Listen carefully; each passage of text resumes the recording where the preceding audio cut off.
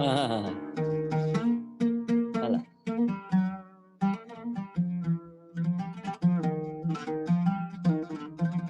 क्या बात है.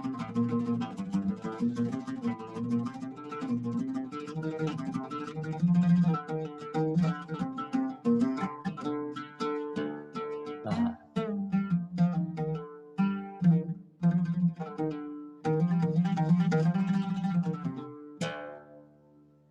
वाह, क्या बात. वाह, क्या बात. Well, welcome. Thank you very Welcome to everybody.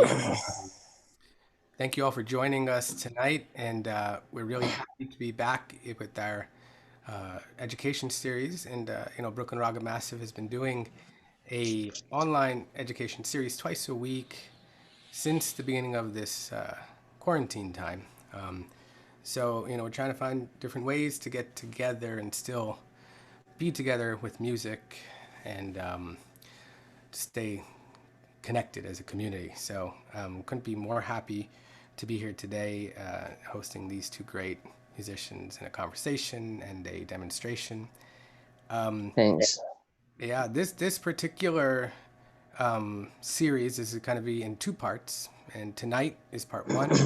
Part two is going to be on Tuesday, and it's all part of the Raga Maqam project, which we started, I don't know, maybe 2.5, almost 3 years ago, and we had a show at the Lincoln Center atrium, and it was kind of a partnership between Brooklyn Raga Massive, India Center Foundation, and Lincoln Center. And we did a concert over there, and since then, we've kind of been diving deeper, and we got together to create kind of a more involved work that's going to ultimately become a new composition by the great musician Amir El Safar, who is leading this project as well. So you'll see Amir on Tuesday when he talks with Rupa Mahadevan, Carnatic vocalist, and George Ziada, a wonderful oud player and great singer, who I have not heard sing, and I can't wait to hear sing. Right? So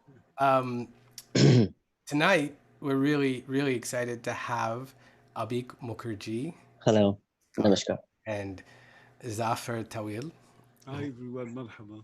Both are such beautiful people first, and then beautiful musicians, of course. After, Thanks. I would say that I'm so It's a I'm enamored with both of you. I gotta say. yeah. It's a very mutual feeling, I would say, Arun bhai. You know. Yes, So you're such a wonderful musician, such a great musician. It's always a pleasure to hear you. yeah, You know. absolutely. Same Okay. here, Arun. It's been more than 10 years since we met, so That's right. and we didn't see each other for a while. Then things happened again together, and now I see you more often than before. It's a pleasure. Yeah, it's really wonderful.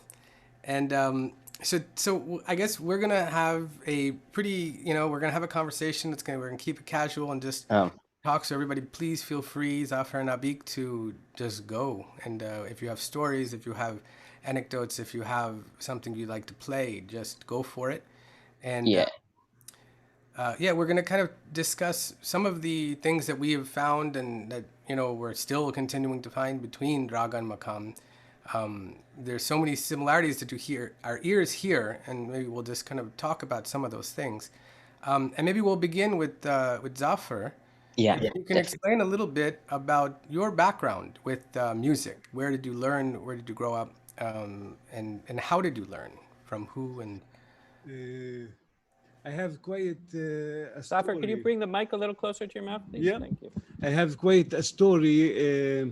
I grew up in Jerusalem. I was born in Jerusalem, in a little town outside of the old city.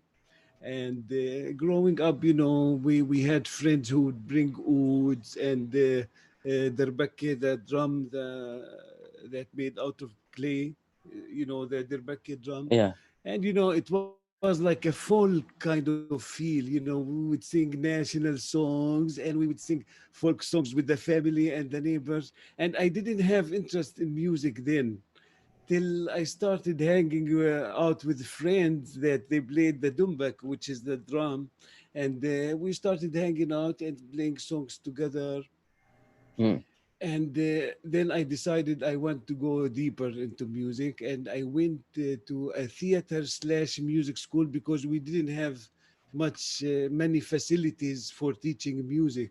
You know, there's maybe one or two schools, and one is more about classical teaching sonatas and classical Western music, Western classical music theory, and one about teaching one school was about teaching Maqam and classical songs more as an oral tradition, more by ear, reading music, sometimes sheet music, but mostly by ear. You know, you learn.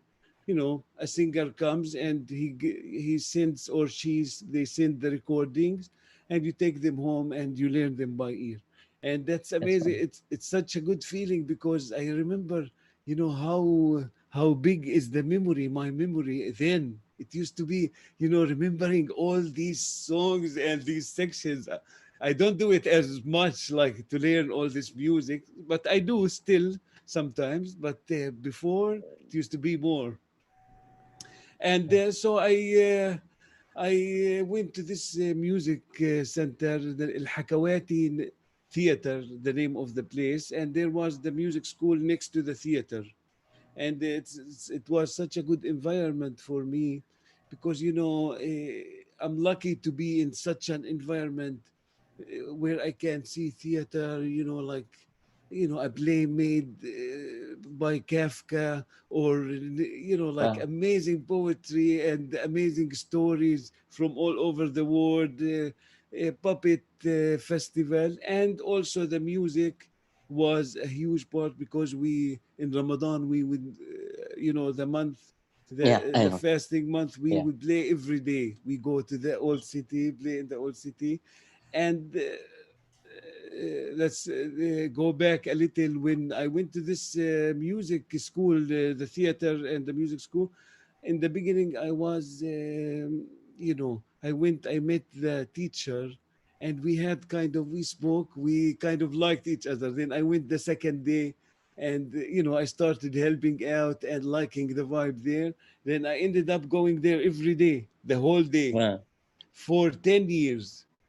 Wow. 10 and 12 years, going there every day, making the teacher coffee, cleaning with him, then playing music together, hanging out with him. He was an interesting character.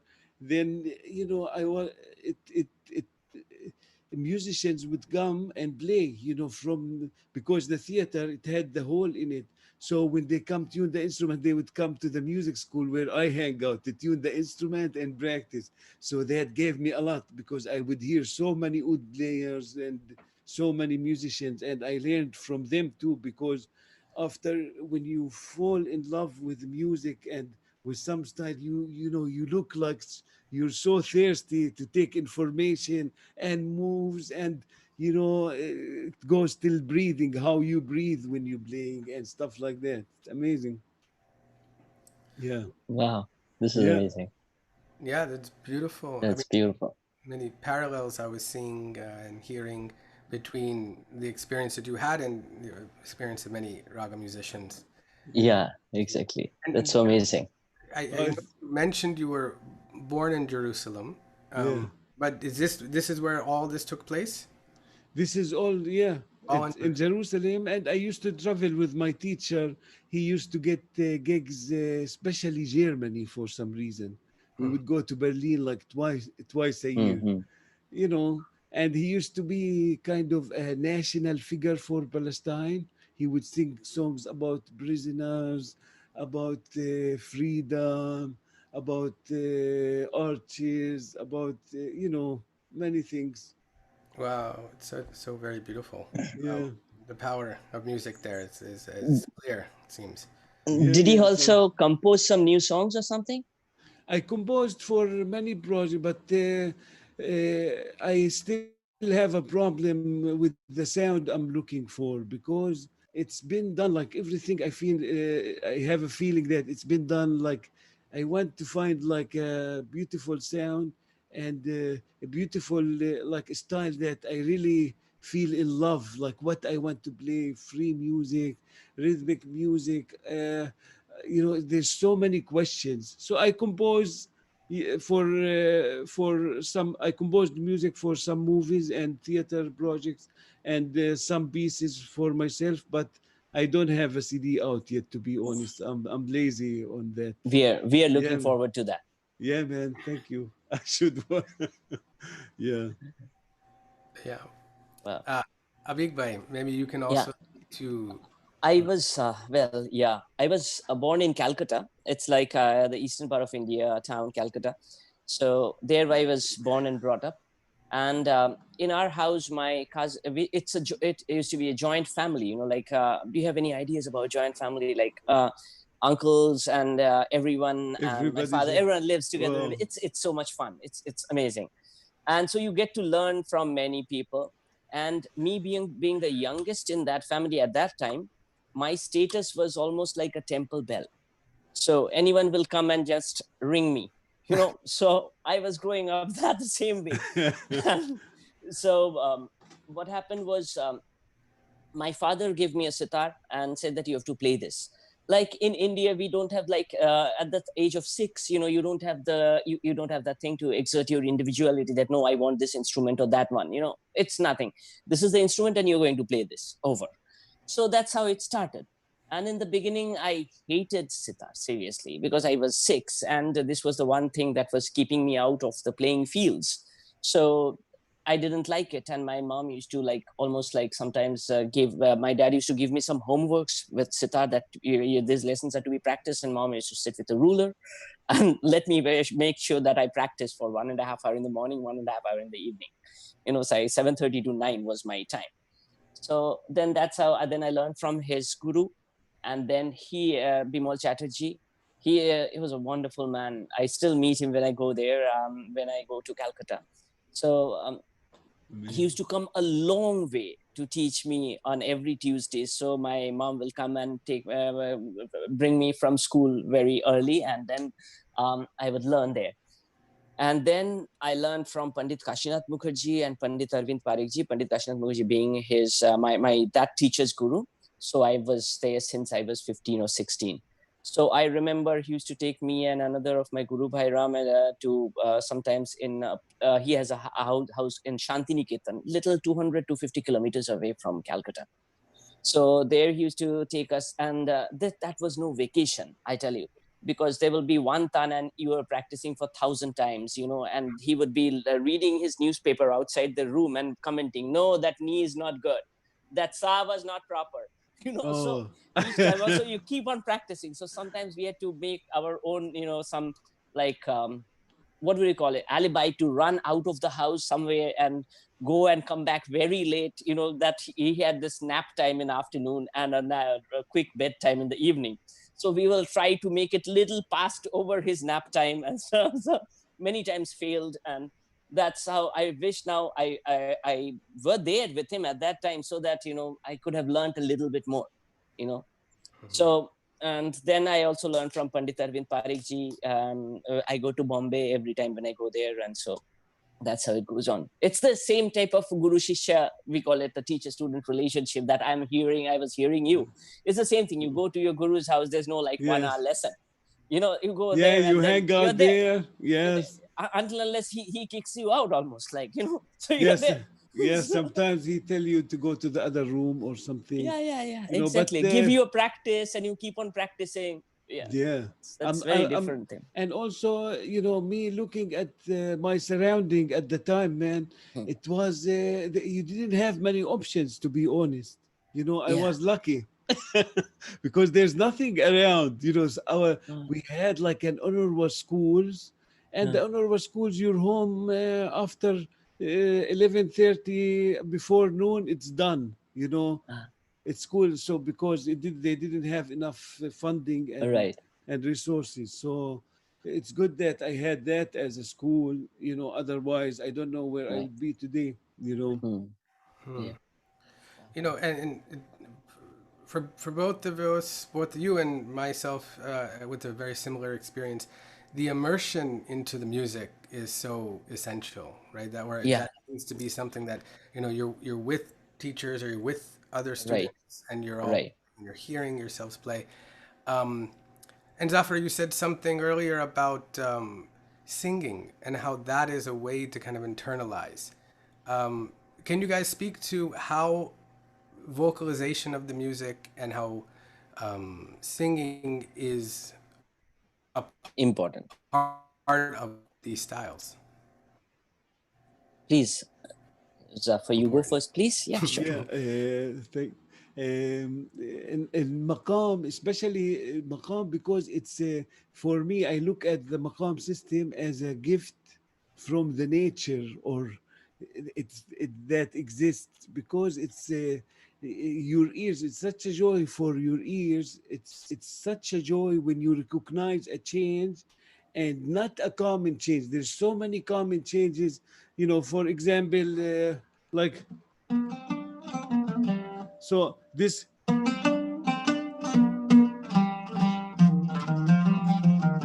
so the upper Mhm. tetrachord was, and Mm. the lower one, the bhairavi, the Yeah. lower one, but the Hmm. upper one was kind of major with the microtone. But so this one I just played, many musicians, they know this,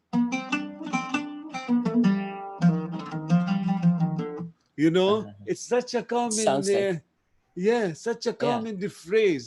So when you sing the maqam, you start with these common phrases, Mm. and you put the instrument aside, and you start noticing, oh my god, he did this note, or they did this note a little lower, I did a little higher, they did an ornament there, and these ornaments between the musicians, they have names, like oh, beautiful af'a, or beautiful tehlaya, or you know Wow. a beautiful, like adding from the musician themselves or the singer. And the best way to enjoy and master the maqam system, knowing the different maqams or modes, is with singing, because then you can recognize the maqam from three notes. La la la la la la la la la la la la, minor and Phrygian. The first one was la la la la la la la la. The minor, you know. Okay. I mean, like so, and many examples like this. But you start in the beginning. You're shy. The way it happened with me, I'm shy to sing. But then I noticed when I sing, I feel the maqam more, and I enjoy it also more. So, I have a question. Can I ask a question? Yeah. Yeah, Can you please a little bit more elaborate on how you develop this maqam structure? I yeah, guess that it's so what from your words, it seems that you can change the maqam depending on artist to artist, maybe the changing the emphasizing on different notes or yeah. changing the ornamentation of the note. Will that change the maqam as a whole, or will that bring a different variation to the old same maqam? It's also it depends on the musical piece that is following, or the song. If you know the song or the melody that's coming after, you try to shadow the the maqams changes in that piece. Yeah. You Wonderful. try to, in your taksim, to Right. bring the same moves or the same Yeah. feelings of the song that is played after, Okay. or not, Or because not? you Yeah. just play the scale your way, and Uh-huh. it will work, you know Okay. Wow. yeah. Thing. Yeah. And usually, depends what kind of, if it's, sometimes it's a short taksim, and sometimes it's a long taksim. If it's a long one, you open on the lower side of, on the lower register of the maqam, and then you go to the middle, then you know you go up the octave gradually, and with the ornaments and you know some of these afat or tehlayat, and then you end if you have that time. Sometimes you have you know a couple of seconds, like if it's in a singing medley, you have like the singer doing a phrase, then you have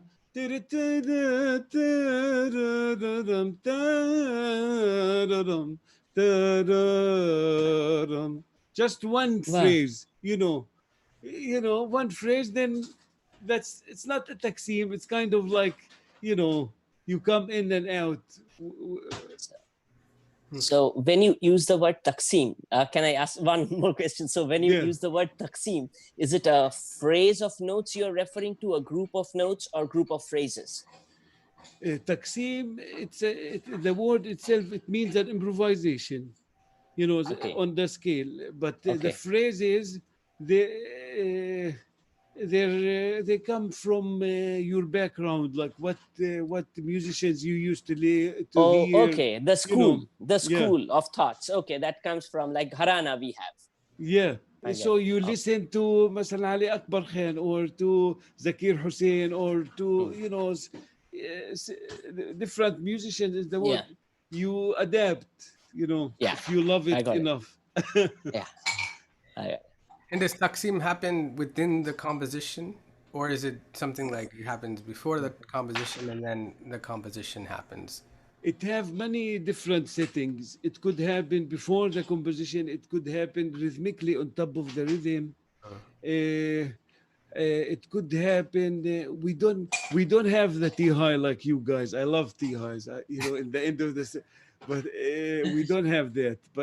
But you know, there is an improvisation on top of the rhythm, and with you listening to older musicians how they did improvise on top of rhythms before you, you learn how, you know, you start gradually also, then you go more rhythmic, or it have many different ways of improvising.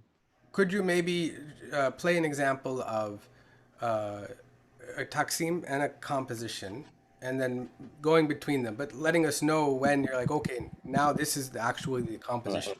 Yeah. Okay.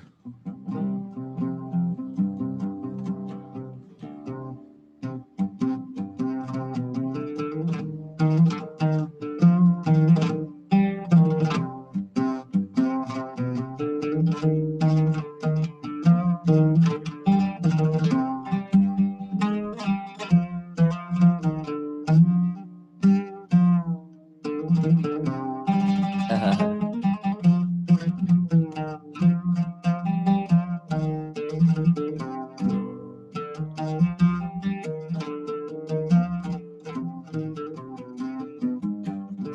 Uh-huh.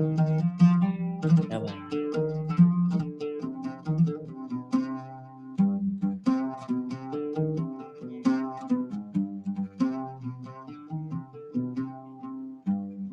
Somebody will hold this there.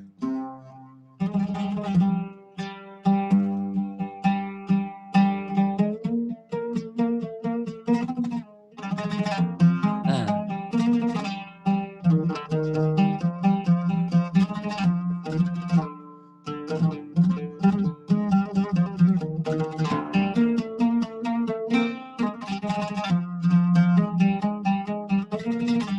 uh,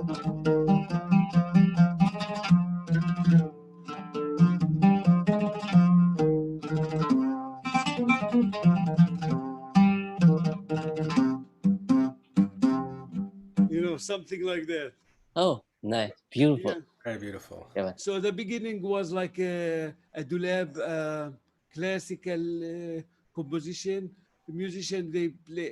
It's played before a singing medley, or it's played before a singing improvisation. A mawal we call, when it's a vocal taksim or a vocal impro, we call it a mawal. When it's an instrument, it a taksim. And the mawal have lyrics too, you know, have lyrics that, and people learn different mawals by different famous classical singers. And Yeah, and maybe that's like a good transition to even discuss maybe the meaning behind songs. and I know in Carnatic music that the lyrical content, the sahitya, is very much directly related to the music. And so the phrasing of the melodies of the song is based on the lyrics that are being said. So each syllable Wow. gets its own phrase. So maybe, Abhik, maybe if you can speak a little bit to that also, and that's just a topic for discussion. Yes. How are they connected? How are these Yeah. things connected in both styles? Definitely, as per my understanding, like when North Indian classical music started, like with the Dhrupad, with the Dhruvapad, the eternal verses that they say. At that time, the literature was very, very important, and literature should be very important in all music. Means classical formats, I would say. But there was a time where there was formation after the Khayal. There were most many of the bandishes were just like a very common few phrases, just sung together. Just to that was the main idea, was to sing the melody. And but again, it's coming back that the importance of the composition, people are thinking a lot about it, which is a very good sign. And also one thing, there has been a lot of researches on different lyrics of a composition, and based on that lyrics, in olden days there used to be like certain ragas. Some artists would say, like in Darbari, they won't take a tan, means no fast phrases. Or like in Bilas Khani, many people even today, the Drupadis, they won't sing fast phrases in Bilas Khani Tori, And that sort of ragas, why is that? It disturbs the because mood. the raga mood doesn't permit, it's a little bit soft, laid back, it's like a human structure, like well, you cannot expect a principal of a college, just running out, and then coming out and jumping up the fence, that's the character, so it's that needs to be in the character. That's what the idea was. And it goes also, Arun can tell, it goes with the rasa theory, right, Arun? Right. Yeah, Yeah. yeah. Well, that many, the rasas are like these emotions, and they have some ragas are tied to certain emotions, and I think they're meant to express these certain feelings, and that's something that maybe there was a question I had for Zafer also was about is there a connection to specific feelings or ideas that certain maqams are meant to express this or that? Absolutely. It comes in many ways. Like there's the religious side of it, and there's also the emotional side, like the love songs, for example. Or like the when somebody dies. What kind of songs? Usually, the readers Quran read Maqam Sabah when somebody dies, or Bayat. The whole night the same maqam and similar phrases, slow when in a funeral. And I remember as a kid, man, the funeral back home goes for 3 days. So all the neighborhood comes, and you open a funeral house, and they come, and the Quran reader read for 3 days. Every day they come from the beginning of the beginning of the funeral till like 5 6 hours. But now they changed. They play the cassette. Before they used to, you know, invite the Huh. reader. Huh. And Maqam Saba used to be Maqam Saba and Maqam Bayat. It kind of takes the pain of the family. It works with the mood. For Wow. example, the morning prayer, it have to be kind of like a cheerful maqam, that you wake up with something slow, like rust, for example, or, something kind of cheerful. So you choose between these maqams depending how you feeling, but there's no rules. Not every time you have to sing this scale in the morning. No, it's not like that. I've heard many different sets of different maqams in the morning, and some readers in call for prayer in the religious side of the the moods and the maqams, they know 2 3 maqams. They're not very musical, some of them, but a lot of Quran reader also, the ones who went to school and learn maqams, they play more with that, with emotions and what time of the day, if it's the morning prayer or the sunset prayer, or they choose depending on that. And that's, I noticed in Turkey, they have their way also of doing it. And in Jerusalem, it's not as strict where I grew up. It's really depending on the reader. Okay. And Wow. yeah, And Abhik Bhai, I was in Hindustani music, of course, there's a Raga Samay system. Yes, definitely. There is a system that we divide in 3 hours span from 12 to 3, 3 to 6, 6 to 9, 9 to 12, so on and so forth. So we have ragas according to this morning time and daytime. I think it came from Iranian Iraqi influence. I have very big I think I have a feeling it must have come from, because it's not there in Carnatic music. It was not very much. Of course, there's seasonal ragas were there, like Right. in Charangdev and all these things. If you read, there were seasonal ragas, which depicts rainy season, which depicts, of course, it all music come from folk, and folk music is from like very close to nature. So obviously the changes of nature will or should be reflected on the music, and of course the topography of the land and the geography and the socioeconomic structure, everything plays for the development of that part of music. And I can give you like the same Bhairavi, when it travels from Delhi to Bengal, it changes, the scale changes in interpretation.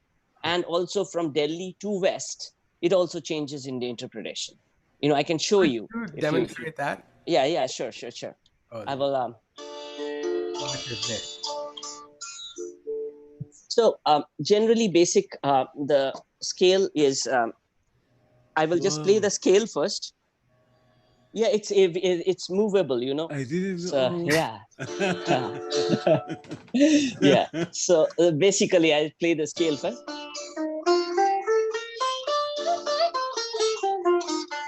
So but when we this is just a scale, and when we make it a raga, it gets some definite structure.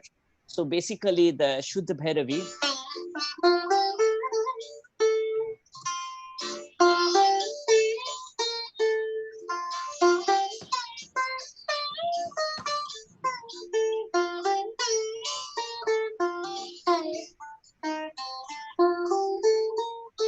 So this is the basic structure. Now Delhi Bhairavi started using and these two notes. So the Wow. structure came out to.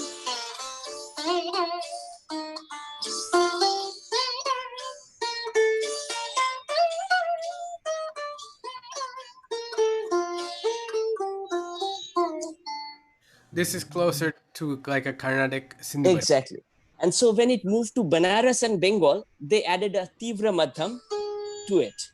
So the same phrase, I'm taking the same phrase.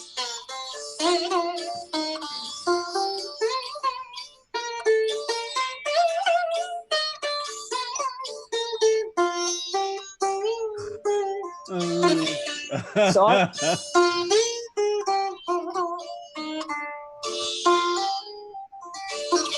many ways you can Allah. do it.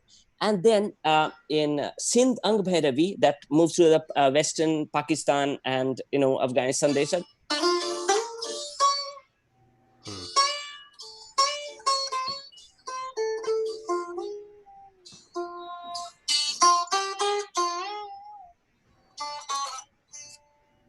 Oh, Allah.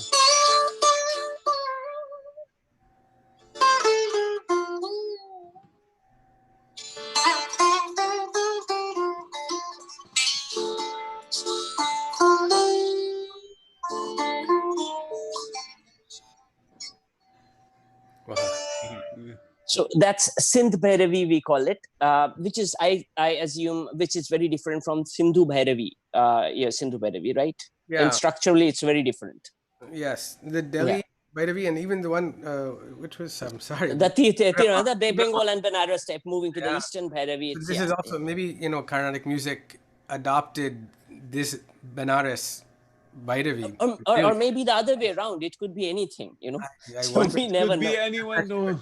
Yeah, Yeah, Wow. really. we Easterners keep the documents so safe, very Yeah. safeguarded, So It's like that's they the added reason. the first one was like Yeah, they everything you will added have 5 interpretations. Everything, wow. everyone's correct. It's all The about more the better. perception. Yeah, I think But, so. It's all about you the know, perception. Zafer,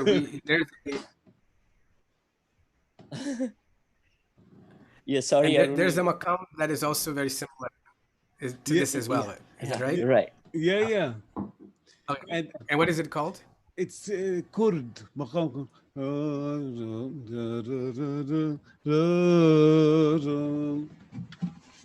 Ah,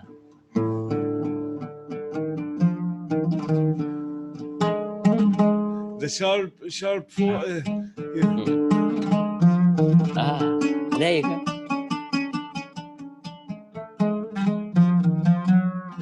You Ah, know, क्या बात है? yeah, but Um, it's a Hmm. similar vibe, but Yeah, it's not the composition you yeah. played, but I could hear all these notes.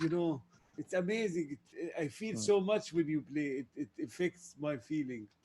Yeah, You know, likewise. yeah, man. well, can I invite you both to play together? Yeah. Uh, Yeah. yeah, sure. How long? Nice time, whatever you feel. I say let's go. Okay, You play for let's try this. 7 minutes, 10 minutes. So, okay, let's Okay. go with this, the same thing. Yeah. Sounds Yeah. good. Amazing. You start, please. You start this time. I started the one. Okay. Yeah. Okay.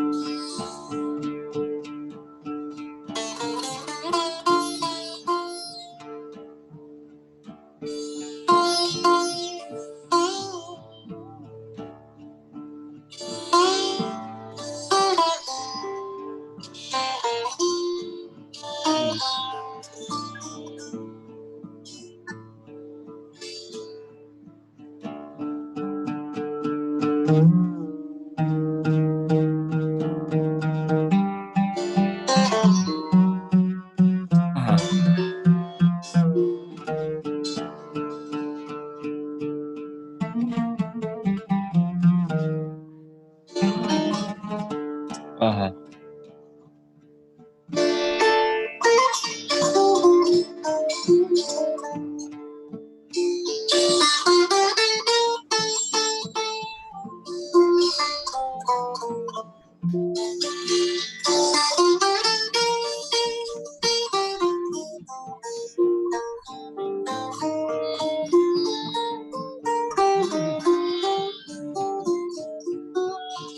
Yeah.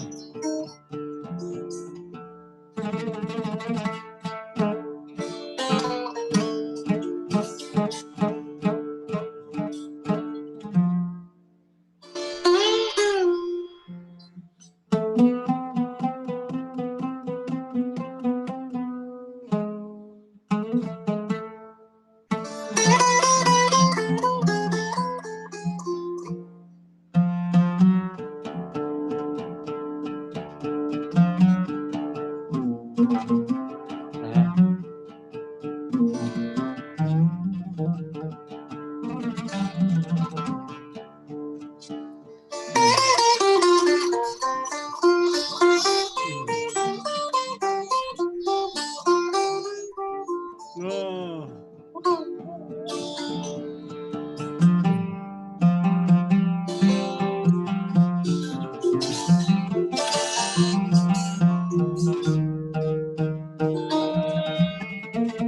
Uh-huh.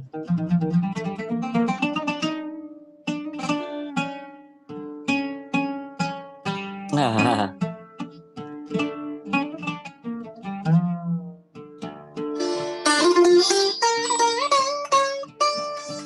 Ah.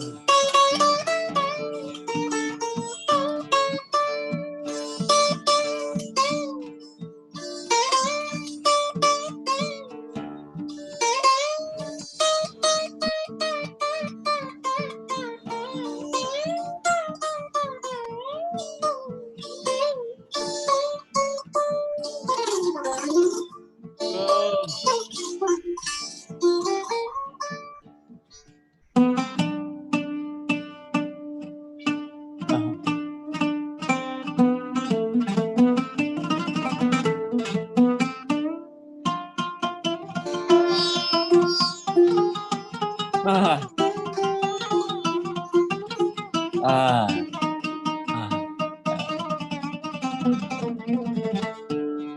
Ah. Ah.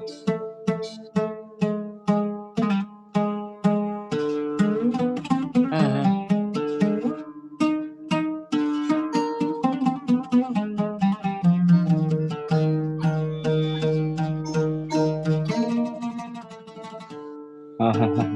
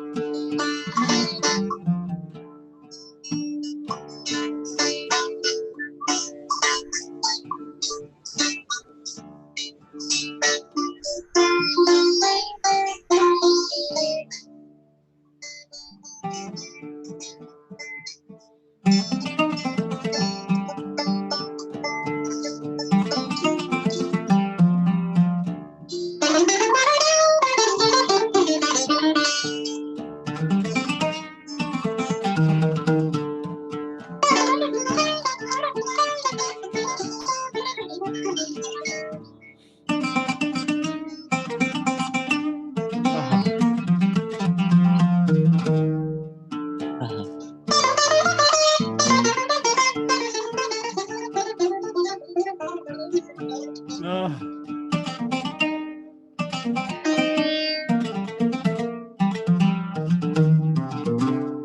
Ah. Ah.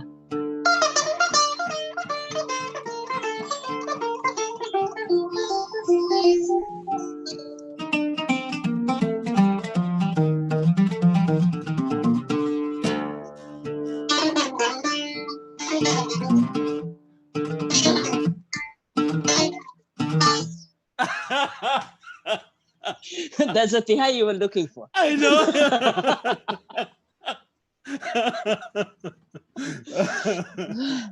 That was So fun. that's fun. Yeah. That was so great. That was beautiful, and the challenges of online Zoom playing is Yeah, was it the sound oh was breaking, or was it no, okay? I was actually hearing you guys so beautifully. It was That's good. quite Great. nice, and the interaction was beautiful, and it's hard to even say that these are two distinct traditions, Yeah. especially the way the Yeah. expression, right? There's so much Yeah. about But I think also, Arun, the fact that we've been living in New York City together for 20 years, it did something. Yeah, We yeah, yeah. changed. We're not. Change. You call it a New York Gharana. New Yeah. York Gharana, maybe. You know, Yeah. you know, we've been living here. I mean, I've been knowing and hearing, Carnatic music and in love with it more and more. But I don't know how to learn, no I more, wish. Yeah. but the love is there. I wish today Arun had his violin. That would have been really, really Yeah. amazing. yes for another time. But that is Yeah, definitely would love that. beautiful sentiment about New York and well, just about how music evolves, and so even if we've all learned traditional forms in some way or another, we also have, like you're saying, been here for so long and are around each other. We're listening to so many different things, so Right. we're inspired, and our music is changing. Yeah, In a way, definitely. that's kind of the beauty of this I project. believe that. Yeah. Yeah. Amazing. Because it's Raga and it's Maqam, but it's also each individual musician and what they bring, and then how we all put the music in the center, Yeah. and then that connection. And Yeah. somebody did ask a question, which is, Hmm. I think we can discuss for a second. And it said, is it fair to say that Taksim equals Ala and Raga equals Maqam? And the question is really that both styles may have been spread by the Mughal Empire, right? So that this was a time period where these musics were being moved around through similar maybe Even before that, I would say, generation of like Yeah, people. before absolutely. that, the Silk From Routes what were we there, heard just now, playing Yeah. together. I So think maybe if you have thoughts just on maybe where did this crossover begin, or when do you think things started to connect? Because there's obviously a relationship between them musically. I think trade, yeah, trade, trade. trade and commerce, the Silk Route. And also in the mid ages and at that time the traveling and you know like uh, you know when you trading Yeah, between countries used to be in the east more than, but this is the new world we are in. yeah, We didn't discover this world yet. yeah, yeah, So all the trades and the spices crossing from the east to the far east, huh, and the Mongols to you yeah, know in Iraq the hmm. and all of this. But I don't know a specific time that. But I think we've been always, you know, it's been Yeah. always the connection been there, but it's not like a set time like in the 12th century. It's been always there. It was, yeah, it's been always there. Yes, there Also, always have been an exchange and influence continuously through the mere traders and the musicians who yeah, traveled. and also the Arabic Peninsula, guys. There's people who there's songs like in Yemen. They're very much influenced. Mm. The percussion instrument sounds like a tabla or a mirdangam. Ah, The singing, the modes, the feeling, and the look of the people in the Gulf. Amazing. yeah, It's so much the same, you yeah. know. There are many Indians in the Gulf too, but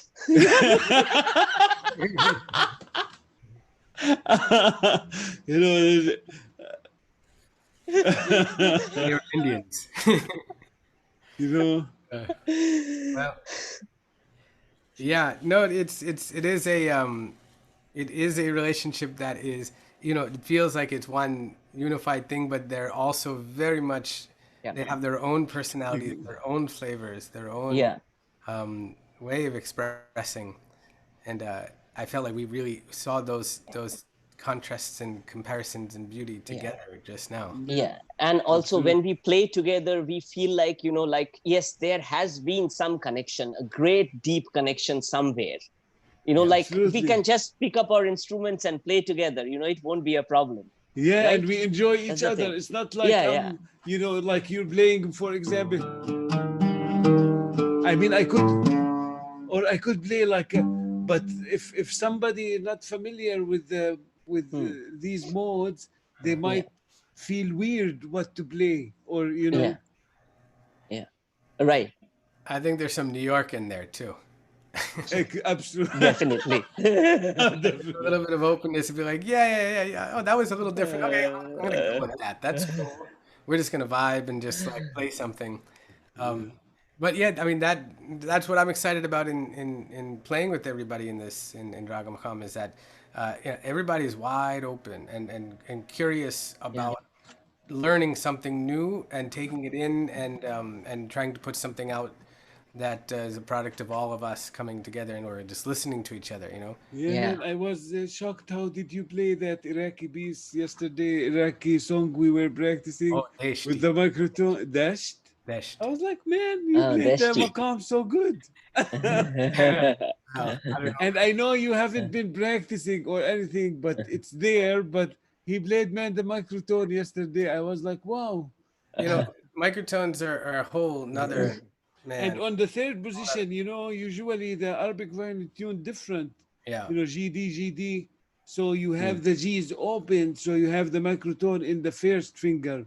On yeah. the, This was but my you were, fourth finger. Oh, yeah, brutal. exactly. Oh, Um, yeah. I forgot what I was going to say about that. But the microtones is a thing that is it's a challenge for a lot of times for Indian classical musicians because it's also like it is not just like we may pass through microtones in an ornament. If we're playing an ornament, um, as Abhik had mentioned earlier, maybe it was before this actual call, but that through the ornament you can express the slide, by Yeah, singing heavily definitely. on maybe a microtone and then slowly going through it, Yeah, as Yeah, opposed to it being tuned very specifically for that. Like a yeah. santur, you'll tune the instrument so that that pitch is perfectly in that Yeah. range. yeah, Yeah, I think we need some time to settle or a background to put that extra, that change in the microtone to bring forth that note. You know, like we need a little bit of introduction before we bring forth that microtone, which is like a trademark of one particular raga. So that it comes out very gorgeously. You yeah. know, And man, so create a groundwork for that yeah, before playing that, like in an alap, I would say, in upaj or an improvisation, right? yeah. And in Maqam, actually, the microtone, what supports the microtone, there's a specific notes, sometimes specific notes that you emphasize, sometimes they're up a third or a fifth. So it's connected to the harmony, how you you work with microtone. It's interesting. For example, Sorry, yeah. Can you Yeah, yeah, expand yeah. on yeah, that? Just for so this is the third from G. This is G. that. This is a G, natural G, and this is a flat minor, and this Mm, a microtone. So this wow. microtone, the Mm, main note I'm thinking in my head right now is this, these two. This the A was just mm. to get to the B. Right. Was a tool. Right, Yeah. right. Yeah, That's I was talking about that, and then or the groundwork you'd prepare to get there, right? yeah. Yeah. So you could open right on the microtone when it's the tonic in this case. But the later. So what I'm gonna do after the third? This is the third. You know, this is second. I could, I guess, go to second, but most of the ornaments you hear is like